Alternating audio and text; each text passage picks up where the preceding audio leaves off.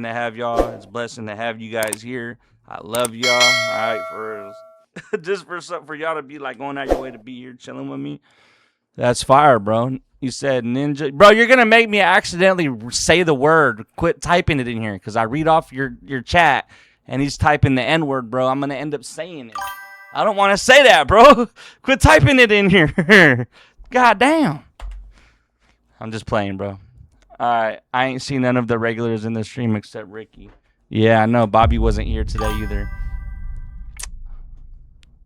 I'm not gonna say the word though. I'm not gonna lie, you guys. Like I used to say that shit. If I'm being completely honest with y'all, I used to be saying it, but I grew out of that shit. I just felt like, wow, you know what I'm saying? Like, why am I saying this? Why would I say this word? You feel me though? So yeah. Just say it with a K. Hell nah, bro. I just rather not. I say ninja, bro. If I see someone say it, I just say ninja. That's it. Just leave it at that. Cause, bro, like the internet. Yo, what's up with the thugs? Top shot of Don Dada Loves. What's good, my boy? Getting active in the chat, man. What's going on with you? Nothing much, bro. Just here with my girl, vibing. Just lit, bro. We ate some gummies earlier, so now we're here in the room just chilling with the chat with y'all, vibing. That's it. That's all I gotta say. How you doing, man? Welcome into the stream, bro.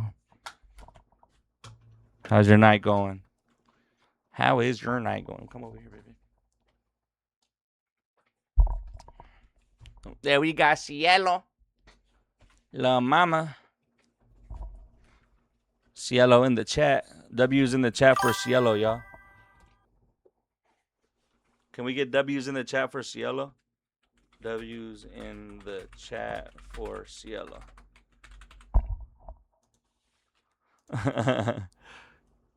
W's in the chat. Beep, beep, baby. Came with the heat seats, baby. Cielo, you alright, baby? Okay. So what y'all talking about? He said www. Yeah, W's in the chat, bro. Put a W now. Damn, bro. Why you so aggressive, dog? Chill out. Hey, if you guys have Twitter, follow me on Twitter. Alright? Twitter.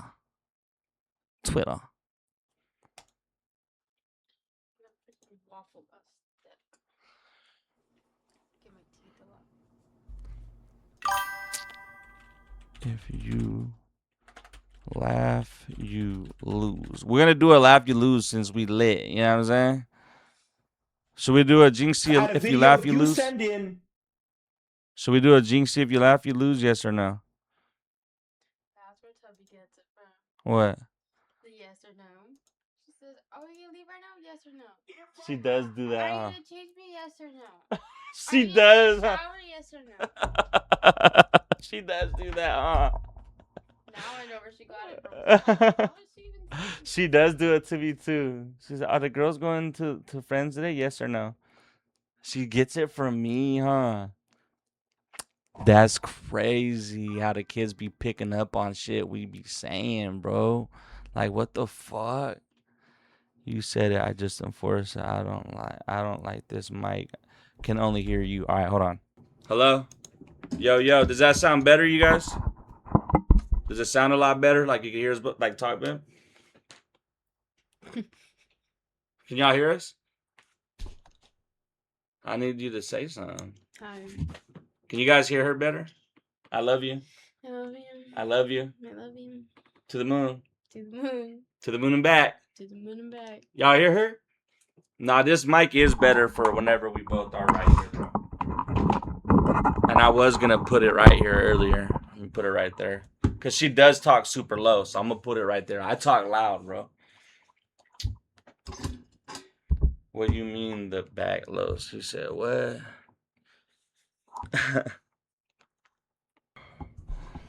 Yeah,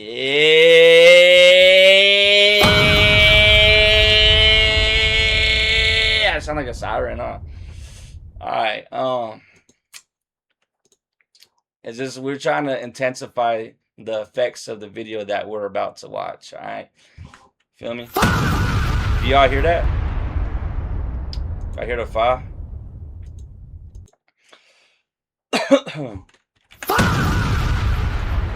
Y'all hear that? All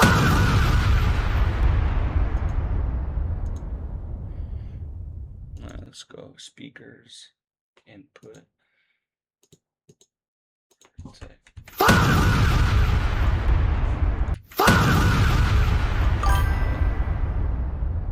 I see now. Y'all hear that? Y'all hear that?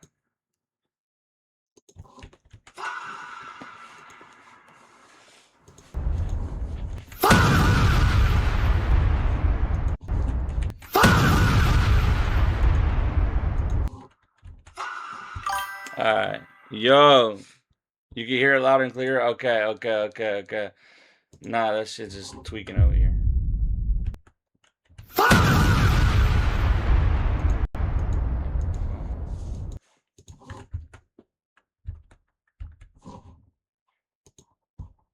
All right. I know what I'm doing wrong. Right. All right, cool. I know I was tripping, bro. I did something wrong. All right, you guys, here we go. You guys ready now? My fault. Here we go, bro. All right, you laugh, you lose level hard. That's a year old. A Jinxie one.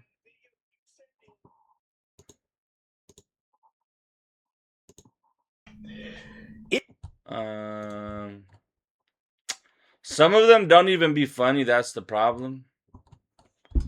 So like they have to be funny. I did another you laugh. Okay, you laugh, you lose. They have to be funny. Hopefully it's funny. We go add. Sorry, y'all. We'll try this one.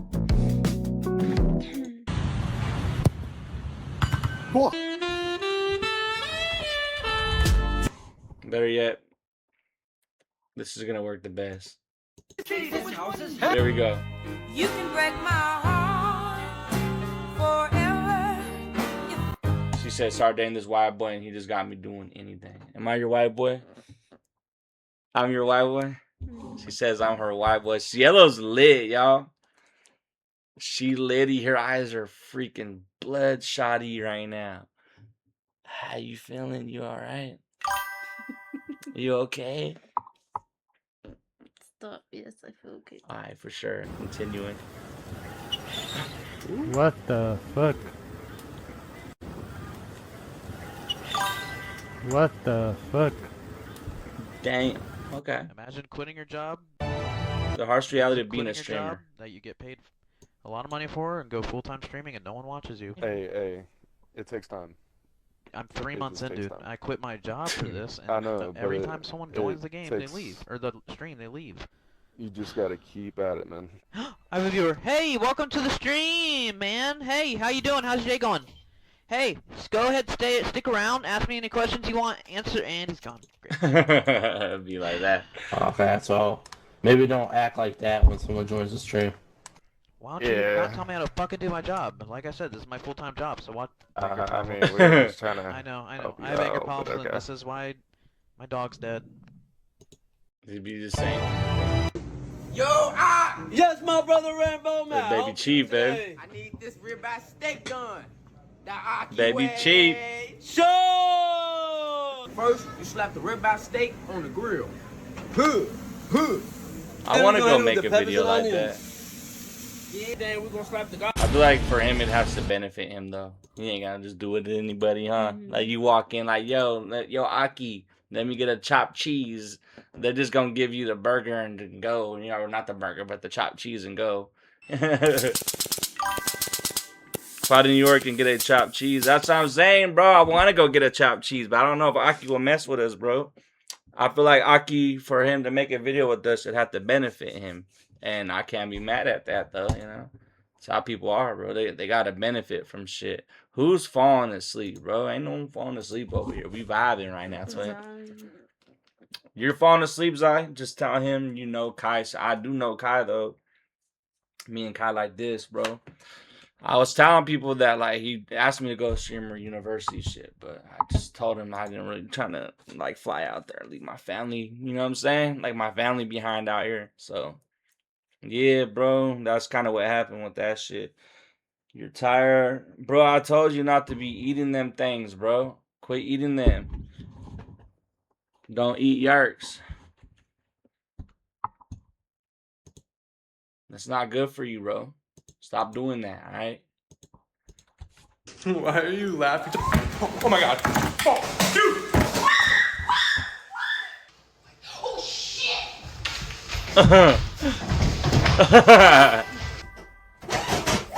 What? What is it? But why was the camera propped up already, though? Was that fake? Hey, with the camera propped up like that, was that fake, y'all? Y'all think that fake? You said, I heard the cafeteria lady got took, you couldn't attend. I heard the cafeteria lady person got took so you can attend. Nah, bro. I'm attending. I'm telling you, I'm going.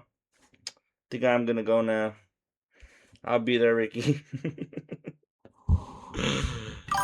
I'm gonna be there too. Alright, for sure, bro. I'm gonna see you there. For sure, facts. Do something. What? What? What?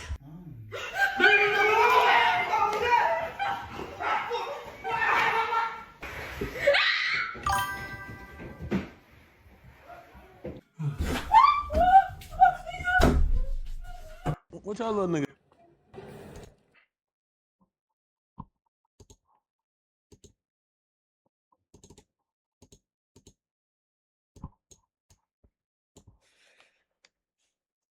Cielo's on mute right now, dog. Put her on the spot. Woo! Cielo. You're gonna be okay, mamas. It's alright. Unmute Cielo. Cielo, speak. Okay. Hey, guys. I'm Cielo here, and I'm just chilling, vibing. My eyes are bloodshot a little bit, but I'm fine. You're You an like, asshole. well, ow, why? Stop. I'm sorry, baby. I love you, though. You know that, though, right? I love you. Don't be mad at me, baby. I love you. I love you. It's a beautiful night. We're vibing. It's good. The vibes are up. Okay? We're reacting to TikToks. Gonna sleep through them alarms. She slumped. Yeah, I bro. hope not. I was telling her, bro. I'm like, you gonna be slumped. You're gonna be slumped. You're gonna wake up out your sleep and you're gonna feel that John, man. Word. Yeah. Damn, cuz I'm sorry, bro. You're about to be screwed when you wake up. This is what we about to do, bro. It's already midnight, dog. I don't even know. That's fucking crazy. That's that late already. Which one is not so long?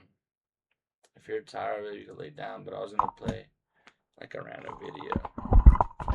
I'm gonna play one of these older Dr. Insanities. I didn't realize he just killed his own mother. Like one that's not so long. Police discover a killer's hidden torture forest. Damn, that sounds crazy. These are some of these are very interesting, babe. Like disturbing interesting. Dr. Insanity. Killer girlfriend realized everything was filmed. Killer wife realized police found her husband's body. Damn. Which one do you want? A killer's hidden torture forest or found her husband's body? We'll do this one. This summer, the cup is bigger than ever. And Alright, so this is what we're gonna do, you guys. This video is like 20 minutes long. We're gonna play it and just vibe out to that for a little bit. Alright. Every iconic. We're gonna react to it. Y'all ready? Here we go, y'all. Here we go. Here we go. Alright, the title of this video we're gonna react to is Police Discover a Killer's Hidden Torture Forest. It seemed interesting. I'm Carlos. This is my girlfriend, Cielo. We are toasted, and we're going to watch this. And Yeah, she's fried right now, like super fried. I don't even know if she's gonna be able to like be into the video like that, y'all. But either way, yeah, I hope. I might fall asleep in the middle. Not gonna lie. For real. Oh, it might be interesting enough to keep you watching, because the last video I watched by these people, Dr. Insanity, there was a video. It was super interesting, and I was tired, and it made me wake up because it was so fire. So hopefully this one's like that, because I want Cielo to be able to enjoy it. You get what I'm saying? So yeah. Here we go, y'all. Oh shit. Do it. SO389 dispatch. I've located the body. The scene's about 50 yards on a trail. This lone cop just discovered a dead body in the middle of the woods. What is that? Sounds like it's heading this way. I feel some knife up top of the body, carving the blood of the place. 10-4, signal 7. Please send another unit to my location. What he doesn't know yet is that the lifeless man in front of him has been tortured for hours by the twisted man hiding in this very forest. That does look creepy, huh? There's a little eyeball right here. There's some creepy shit right here. Smell this right. You don't smell gas right here? Yeah. So they're gonna torch him? Look at him. Like, if you was a cop, would you be scared to be out there? Yeah. Like, even though like it's your job, and like you think that all cops are super brave and they're not scared of nothing, but that's scary still, huh? As a cop, to be out there. Get up real quick.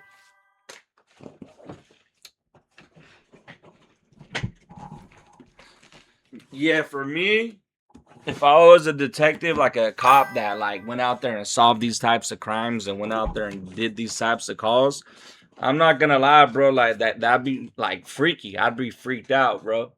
I don't know if I'd be able to do that.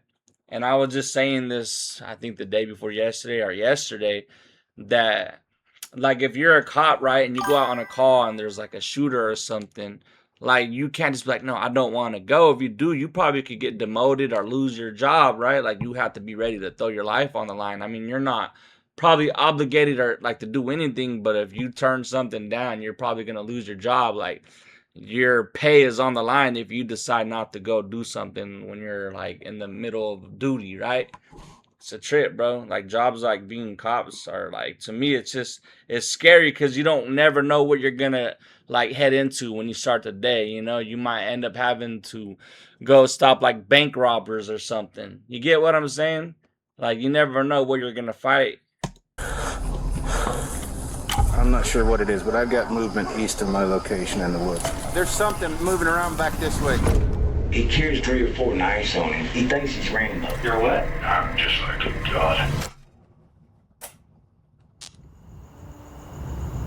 It's Real December footage. 23rd, 2022, and Officer Azure has just received a 911 call from a distraught man reporting that he's found his best friend's lifeless body in the middle of the Lake Jackson forest. Officer Azure, along with a group of first responders, quickly arrive at the scene. No, that's facts, Patrick.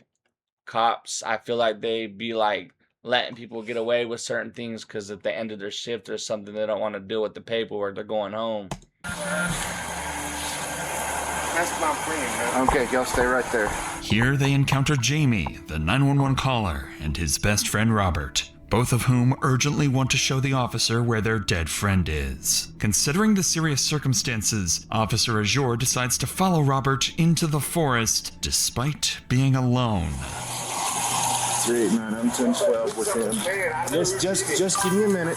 I'm 10-12 with 2. I'm head down to take a look. 361, if you want to come down, and 56 with the EMS in the back. That's fire, Patrick. I'm scared of rides. No way, about 50 yards. Okay. 50 yards. Let's speed it up a little bit.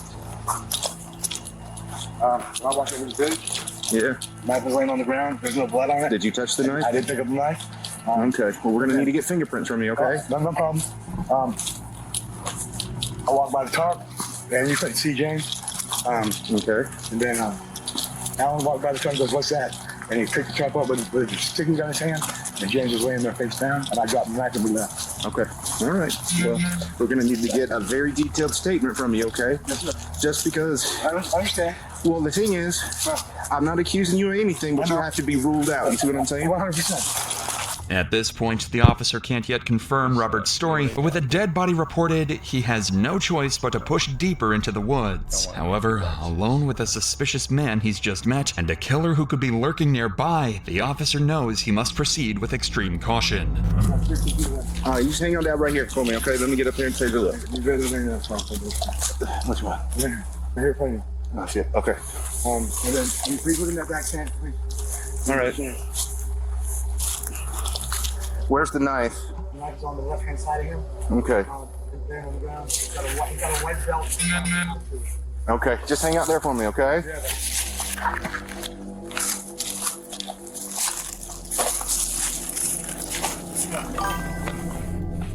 Jamie was telling the truth. Wrapped inside the tarp is the body of James Leidendecker. He's lying naked in a pool of his own blood, covered in cuts and scrapes. Realizing the severity of the situation, Officer Azure immediately instructs Jamie to head back while he investigates further. That's when Officer Azure begins to hear some unsettling noises. Freaky calls in the forest. Bro, it's someone out there. It's someone out there.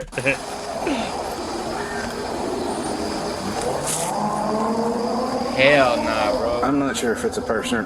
I'm not sure what it is, but I've got movement east of my location in the woods. Sounds like it's heading this way.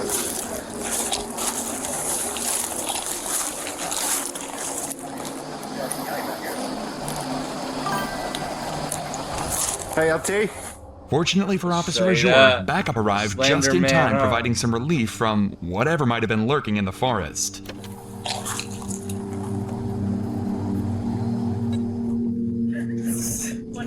There's nothing for y'all to check. He's cold to the touch. All right, we got knife right here, body here, tents, whole camp spread up back here. We've also got one outstanding. What the hell are you talking about? There's 2 people who live in this camp, And one's not here? and one's outstanding at the moment. Did you find the knife? Yeah. I got a knife right here. There's no blood on it, though. Well, there's something right there, but hey, did you still got those 2 guys 10-12 up front? Yeah, they're standing there waiting for us. Good, because one that led me back touched the knife, so we need to get his prints and a statement off him. The other one touched the tarp. They found out what was going on and they took off. I checked the camp and he's the only one back here. Well, I got the name of the person that he was arguing with at 5 or 6 o'clock. Yeah, so, and I've got what looks like maybe his clothes right over there. So he's naked, and there's some clothes right there on the fire. As medical staff arrives and examines the body more closely, they observe a brutal manner of death, blunt force trauma to the head, strangulation, and something even more disturbing, gasoline, found in James's lungs and stomach. Detectives are left with a burning question. Why would a victim have gasoline inside him? However, this would be only one of the many disturbing details officers uncover at the scene. Hey, Seth, take a look at this for me. What is that? Is that just soot weared off on that, or? I mean, it looks awful shiny. Where he has been stabbed, just from what I can see. But he is butt naked, face down on the tarp with his upper torso covered, so definitely not. And definitely somebody put him in there. So I don't know what his face looks like. If he was stabbed in the neck or the face, the blood may be hidden by the tarp. I'm not seeing any obvious blood. Apparently the witness picked up the knife, and the knife has like a roasted string around it. There's blood on it. Yeah, the tarp's brown, but there's blood all over the tarp, like blood splatter. It looks like, he was moved post-mortem. You can tell by the way he was dressed. Oh, he's got his fucking leaf in his ass. Yeah. That's hollow down below, you see that? Yeah. That's crazy. Almost looks like they're carving Odin. Missing the one eye. You see that? Fucking nuts. Artistic. Oh, yes. He's like carved some shit into the tree. Y'all see that shit? That shit's spooky. So yeah. Weird. They had to cut out with a chainsaw, right? And it looks like. Yeah. Like a lion? By now, officers were certain they had a murder on their hands. The injuries to the body, the bloody knife, and the presence of gasoline all point to one thing. This wasn't just a killing, but a calculated act. Stop. Ads. Is that a where the victim had likely been tortured for hours. effing face? With this in mind, officers would return to question Jamie, the man who had originally called 911, and what Jamie reveals would soon lead investigators directly to the killer. But before we continue, it's worth noting that tragedies like these could affect any of us. Take Yvette Torres. She provided them with their biggest lead yet.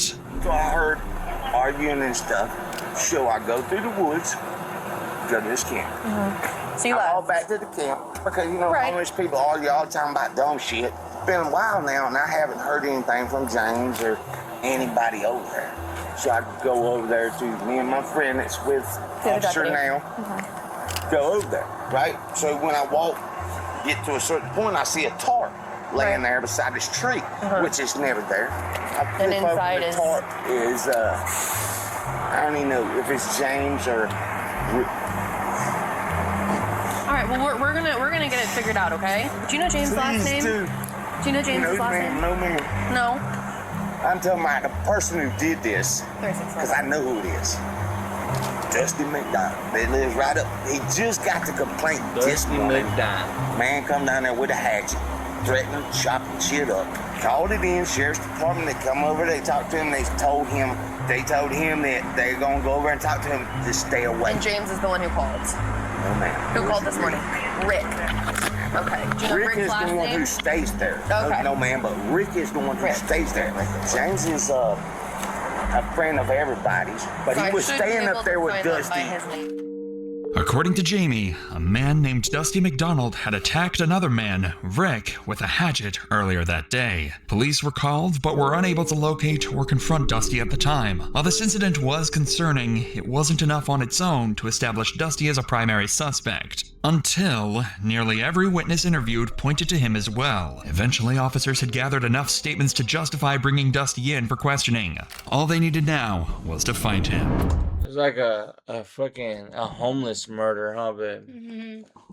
Like they'd be chilling in the woods and one of them ended up just taking one out. As police began searching for Dusty, other officers on scene would sit down with the two 911 callers to piece together a timeline. According to them, the day had started with unsettling signs that something was off. We both went down there. We live right here. We wanted to go check on our family. He's wrapped up in a tarp. Okay. Sir, we came back I heard arguing earlier, right? We know who was down there, sir. Arguing. Okay. So I walked down through the woods. I seen Dusty have James on the ground. He was saying, you shouldn't talk shit about this, that. You know what I'm saying? I heard, like, oh, they just getting shit up, you know what I mean? But I never hear nothing from over there no more. I'm like, You know Dusty's real name or? Dusty McDonald. Did you say that James called them today and said, hey? Nope, Rick. Oh, Rick called. Rick. James was there. Oh, Dusty went over there and cut his tent? Cut him up, threatened with a machete, cut his tent up, all kind of shit. They called the police. Called the police, made a report, and the police just said, stay away from him.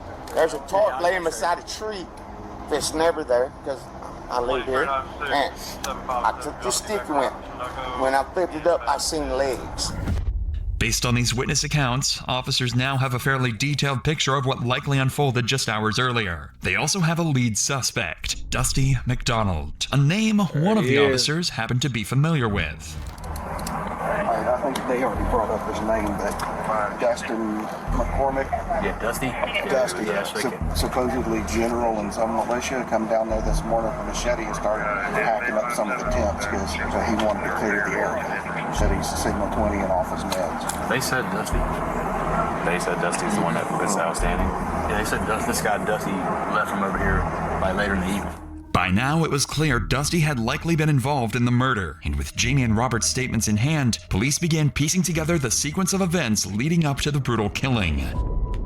Earlier that day, Rick, another man who lived at the camps, had called 911 claiming a Dusty McDonald had slashed his tent with a machete while searching for a man named James, even threatening him in the process. Later that afternoon, Dusty managed to find James, and witnesses reported hearing arguing from the camp. When they checked to see what was going on, they saw Dusty on top of James, wrestling and yelling. It didn't appear to be anything more than a heated argument, so they returned to their camp. However, hours would pass, and nobody had heard from James. witnesses, Robert and Jamie began to worry and decided to go looking for him. And that's when they found a blue tarp covering James's lifeless body.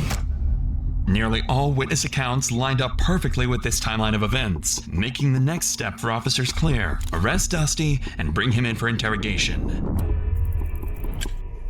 Fortunately, since officers had begun the work of locating him earlier that day, they already had Dusty's address. Soon after, they surrounded the house, ready to move in. I don't know if that's him, but there's somebody. Sheriff Office, put a knife down, man. Come on out. Come on out. Come on out. I don't have anything in my Okay, hands. come on. Please, I don't Come have on. anything in my hands. Come on out. I'm right here, sir. Come on out. Dude, I'm right here. Dusty. Okay. Dude, yeah. Turn around, put your hands on your back. Dude, the man just tried to light me on fire, dude. Yeah, and they Y'all put know up what on happened down there. aggressive. That man tried to light me on fire, man. It's all on surveillance, dude. He's already admitting Listen, to Dusty, it, you gotta do things basically. stupid. Dogs on advice, you understand? No, I'm not even armed, there. Look at there. I'm not armed at all, sir. Sir, man just left my house and Muslim tried to murder me down there and light me on fire. Dusty's behavior would be bizarre from the start, immediately insisting that James tried to set him on fire and that the officers, quote, already know what happened down there. Damn, they put up on him quick, huh? They pulled up right at his crib and got him. Bro. Whether he's trying to claim self-defense or is just completely unhinged is anyone's guess. Sorry, what this women? Yeah, dude, sir, you know what happened down there. That's what we're trying to figure out. Dude, the man tried to light me on fire as I tried. Okay, listen. Okay, We've got one side. Okay. That's why you need to come with us, okay? I know you are. With the supposed That's killer in scary, custody, huh? officers Just getting swept up like that. That'd be scary, you guys. I mean, I know what it feels like. You know, guys, they come and get you and, you know, take you to go ask you shit. It's concluded weird. the disturbing on-scene investigation and began preparing for interrogation. If Dusty was their killer, given what had been is done to the that? victim's Dude got a whole, like, head carved up into the tree. I don't understand. Like, what? body, it pointed to someone deeply disturbed. That suspicion would soon be confirmed. By now, Dusty had already raised serious concerns. He had slashed Rick's tent and threatened him. On top of that, multiple witnesses had just reported seeing him argue with James hours before the murder. However, despite how clear things seemed, there was one major complication. Dusty was claiming self-defense. He alleged that James had thrown gasoline on him and threatened to set him on fire. This wasn't a claim detectives could easily dismiss, especially given the distinct smell of gasoline. Could you use up to $800? Find it at BioLife. Up to $800 is waiting for you. Just donate At the scene, meaning there was a possibility he could get away with his crime. Even though it's clear who's behind the murder at this point, Dusty's story now carries a shred of credibility. Detectives have one goal: to break that story, either by disproving his self-defense claim using witness statements, or, ideally, by getting a confession. Either way, the investigation is about to get a lot more complicated. To move forward, detectives start by bringing in people from the encampment who knew Dusty well and interacted with him regularly. If Dusty had a pattern of violent behavior, these individuals were the most likely to have seen it firsthand. My goal here is to kind of get, from your perspective, kind of what you saw, what you heard. He ain't really been fucking with me at all. I ain't never had no cross words. He's always insistent. Oh, come up there and do your laundry and all that shit, you know. Come up there and get a shower. That's what it was. Come and get a shower. Come and get a shower all the time. So I fucked up. Got a shower and get him $2 afterwards. You know, just a gesture. Rick explains that Dusty often offered showers and laundry to homeless individuals in the area, sometimes charging a small fee. This catches the attention of detectives. These seemingly generous acts may be a part of a larger pattern of manipulation, a way for Dusty to assert control over the homeless community. It's a detail that could support their efforts to build a stronger case against him. I tried my best to get along with him. You know, he had a shower that we all used, you know, sometimes. Cielo go night-night. With him for those reasons and stuff, you know. Yeah, I get that. Never, my wildest dreams that I think he was capable of murdering, that's honest truth. I was just over there basically using his necessities like we all were. We got a chance to, you know, shower, usually offered it. That's his way of making friends with us, I think. I had stayed with him before and he kicked me out. I thought I was in a light, so I was taking pictures of him and stuff like that with my phone. I didn't even have a phone, man. Like, I saw you taking pictures of me with your phone. I said, I don't even have a phone. He said, you gotta go. So I left. Like that. Dusty lives in a house near the homeless camps, a property owned by his grandfather. At first, much like Rick, Busby describes Dusty as someone who seems generous, allowing members of the homeless camp to use his home for basic amenities. As investigators continue interviewing members of the homeless community, a more troubling picture of Dusty begins to emerge. He has a history of strange and violent behavior marked by paranoia and delusions. However, officers face a challenge. The interviews so far have been too vague, highlighting patterns of behavior but lacking concrete details to build a solid case. This leads detectives back to Jamie, the original 911 caller and the person with the clearest recollection of events so far, and he's able to offer meaningful insight into who Dusty really is. Mr. Allen, my role here in all this, it's just kind of to get from your perspective, your side of things, what you saw, what you observed.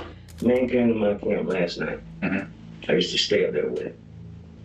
He's a violent person. Okay.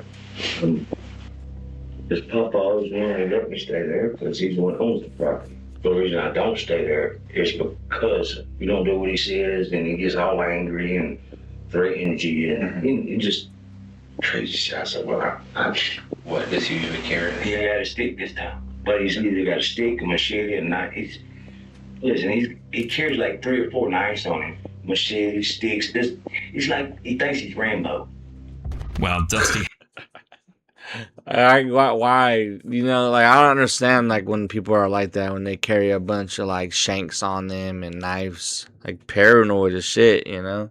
had a reputation as a bully who routinely harassed the homeless community. No one expected his behavior to escalate to cold-blooded murder. His so-called generosity, offering his home for showers and laundry, masked a deeper need for control and manipulation. The same people he claimed to help were also the ones he intimidated and threatened, revealing a warped sense of power and superiority. In the end, this contradiction may have set the stage for the gruesome murder. When Dusty was brought in for questioning, his demeanor was strangely calm. At this point, he seems to believe that he is seen as a victim of an attack by this homeless man. He didn't seem like he was in his right mind at all. Detectives were hoping to learn about Dusty's side of the story, but instead were met with, well, a lot of nonsense. You know I'm an owl, right? You're what? You know I'm an owl, right? Okay. You know what that means, right? Yes, sir, I do. Okay, thank you. Golly. Thank you. This has been a really hard day. Sir, I waved all right there a long time ago. I still have a great sense of innocence within me, if it ain't obvious to you this time. Throughout his interrogation, Dusty's responses are filled with incoherent delusions and deflections. In Dusty's mind, he's, quote, an owl, constantly watched, monitored, and under surveillance. It's clear that without his medication, his schizophrenia is spiraling out of control. And I'm handling it remarkably well. Jesus, man, that was some crazy shit. And still be able to get us some usable intel, You'll get why staying at that place is so dangerous for me. I know a lot of trust is given to me or like that, but man, thank you for saying you'll be able to talk about this. Dusty seems to believe he's outsmarted the cops, thinking he's there to provide valuable intel as the victim. But he will soon find out that he's actually a suspect in the cold-blooded murder of an innocent man. I haven't shed a tear all day, I've been going hard, I'm so exhausted. How long have you been doing But this kind of work? Not very long. That was my first. I think everybody knows that. From the get-go. Thank you for this deep psychological support. It's helping a lot. Good. Listening closely to Dusty's words, it seems as if he's openly admitting to the murder. Although his statement is scattered and unclear, it gives detectives the impression that he's acknowledging responsibility without fully grasping the seriousness of his actions. But Dusty's bizarre admissions wouldn't stop there, as he continues rambling incoherently. I was brushing and then he tried to gasoline on me because you saw how I was rolled up and down there. Dude, I thought I was just doing it for the other. You know what I mean? Because that was my intention. Everybody knows this. I then managed to hit that DOUI and come out like that. I don't know how I do it. You know what I mean? Yeah, sure. When I'm just experimenting in the house with blades, like before when I took the butcher knife and threw it in curved, But I mean, I don't know how to do it, sir. I just know with my beautiful mind that it's just relay. Yeah. You know, it's the photographic, the audiogenic intake, and then the lovingenic. Yeah. You know, if y'all don't ever think I'm so amazed at it, that I'm just like, God. Man, I never thought it would be something like that. But my God, what that thing was. While Dusty's ramblings could be interpreted as an admission that James was his first murder, the statement is buried in a mix of delusions about retinoids, his photographic memory, and other incoherent claims. The detective picks up on this and pushes further, trying to separate fact from fiction in Dusty's fractured account. For me to verify everything that I can see elsewhere, I'm trying to. I know you're not mad at me. That's just I don't want you to think I'm asking questions. Others like think my personality is I can't talk to people. I can do it. Yeah, but I don't want you to think I'm being an expert. I am very tably wrapped in this conversation. Dusty claims he's not mad and that people don't understand how he communicates. This shows he might have a twisted view of himself, possibly because of paranoia, delusions, or mental illness. What's strange is how calm and relieved Dusty seems. Most guilty people would be nervous or scared during an interrogation, but Dusty is different. He seems to still believe he's the victim and doesn't grasp the seriousness of his actions. Instead of taking responsibility, he thinks people just don't understand. Honestly, like, if you could take someone out the game and then do this to them, put them up in a bag, like, you have like a demon in you, you know? It's a devil. And him. This becomes even clearer when Dusty asks one final question to the detective. Will I be able to go home? Or am I going to jail, or we're going down to dance? We're going to have to figure that kind of out, because you know how this. I reckon I go home. Yes.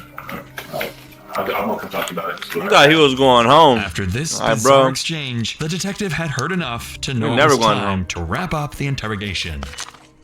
Dusty's lack of remorse and distorted grip on reality made it clear they were dealing with someone who didn't fully understand the weight of his actions. According to the pathology report, the victim, James Leidendecker, was subjected to horrific torture before his death. His body showed severe blunt force trauma, including cuts, bruises, and fractures to his face. He thought he went and got justice, bro. He put himself in a hole.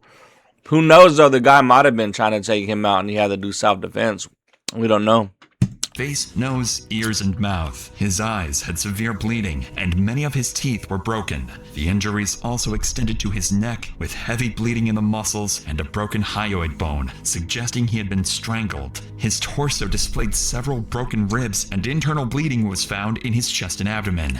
One of the most disturbing details from the report was that James had been exposed to gasoline. His skin had begun to slough off in areas, and a strong smell of gasoline was found on his arms, thighs, and hands. Gasoline was also detected in his lungs and stomach, indicating he had inhaled and swallowed it before he died. This made the murder even more gruesome. Dusty was processed for forensic evidence and transported to the Leon County Detention Facility. The witness statements, his vague confession, and the forensic evidence from the scene were enough to formally charge him. Dusty McDonald was charged with 1 count of first-degree murder, and as of this video's upload, his case remains ongoing. Yeah, nah, he screwed himself over, man. Interesting video. I feel like it might have dragged a little bit, like the story, you know, but what is this on my head? Goddamn. It might have dragged a little bit, you know, but it was all right. It was cool. That's gonna wrap this video up. Like, subscribe, you guys. Original video down below. Thank you for watching. Appreciate you guys.